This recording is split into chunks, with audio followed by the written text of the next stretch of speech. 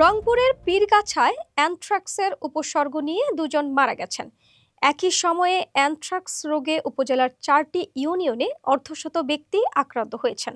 তবে অ্যানথ্রাক্সের কারণে ওই দুজনের মৃত্যু হয়েছে কিনা তা এখনও নিশ্চিত হতে পারেনি উপজেলা স্বাস্থ্য বিভাগ।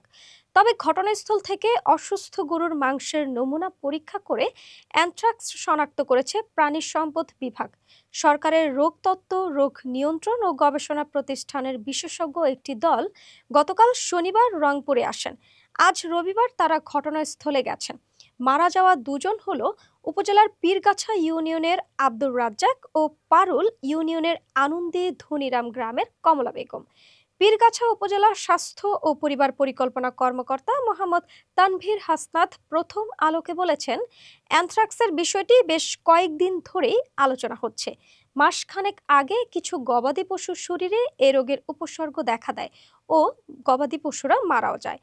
ওই গবাদি পশুর মাংস কাটাকাটি করা থেকে অ্যানথ্রাক্স রোগের জীবাণু ছড়াতে পারে।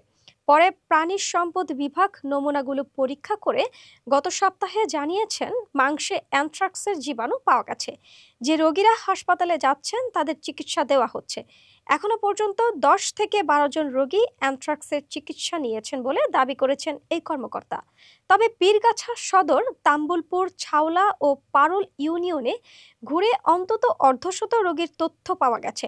তারা কেউ চিকিৎসাধীন, কেউ চিকিৎসা নিয়ে সুস্থ হয়েছেন।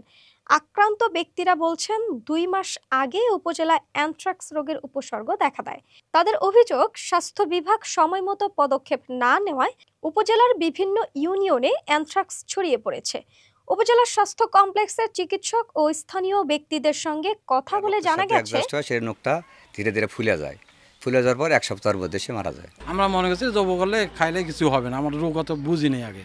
তো ছোট একটা ফুটকিনের মতো উঠলো ঠ্যাঙে পায়ে উঠিয়ে ওইটা। গত জুলাই মাসে অ্যানথ্রাক্স রোগের উপসর্গ নিয়ে মারা যান উপজেলার পীরগাছা ইউনিয়নের তালুক ইসাত গ্রামের ভ্যান চালক আব্দুর রাজ্জাক। রাজ্জাকের স্ত্রী ফেন্সি বেগম প্রথম আলোকে বলেছেন, তার চাচা শ্বশুর মুকুল মিয়ার একটি গরু অসুস্থ হয়ে পড়লে সেটি জবাই করে আব্দুর রাজ্জাককে কাটাকাটির জন্য ডাকা হয়।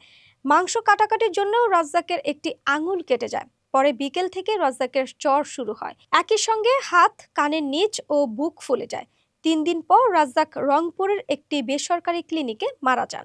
স্থানীয় বাসিন্দারা জানিয়েছেন, সেপ্টেম্বরের শুরুর দিকে আনন্দ ধরিরাম গ্রামের সিরাজুল ইসলামের একটি অসুস্থ গরু জবাই করা হয়। এই অসুস্থ গরুর মাংস কাটাকাটি ও খাওয়ার কারণে সিরাজুলের স্ত্রী রাজিয়া, ভাতিজা ফেরদৌস, ভাতিজার স্ত্রী রিয়ামণি এবং পাশের গ্রামের 8 থেকে 10 জন অসুস্থ হন। তাদের শরীরের বিভিন্ন অংশে ঘা দেখা দেয়। এর মধ্যে 6 সেপ্টেম্বর কমলা বেগমকে রংপুর মেডিকেল কলেজ হাসপাতালে নেওয়ার পর তিনি মারা গেছেন।